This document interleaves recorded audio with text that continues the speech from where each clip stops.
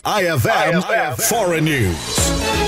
Nagsagawa ang militar ng Taiwan ng mga pagsasanay gamit ang mga eroplano, barko at mga air defense missile system upang subukan ang kakayahan ng kanilang depensa habang nananatili ang pressure ng China. Ayon sa Air Force Command ng Taiwan, layunin ng maagang pagsasanay na ito na masubukan ng response at engagement procedures ng mga unit ng air defense. Sa gitna ng banta ng posibleng pananakop ng China, patuloy na pinalalakas ng Taiwan ang kanilang depensa at tumataas ang budget para dito. Bukod sa sarili nitong industriya ng depensa, umaasa rin ang Taiwan sa suporta ng Estados Unidos na siyang pinakamalaking tagapagtustos ng armas nito. Regular na nagpapadala ang China ng mga fighter jet at warship sa paligid ng Taiwan at gumagamit ng tinatawag na gray zone tactics na nagdudulot ng tensyon ngunit hindi direktang nauuwi sa digmaan. Matatanda ang magkaibang pinamamahalaan ang Taiwan at China mula pa noong 1949 ngunit itinuturing ng Beijing na bahagi pa rin ng teritoryo nito ang Taiwan at hindi nito isinasantabi ang paggamit ng puwersa upang mapasailalim ang isla. Para sa IFM Foreign News, ako si Idol Shobi Gagarin,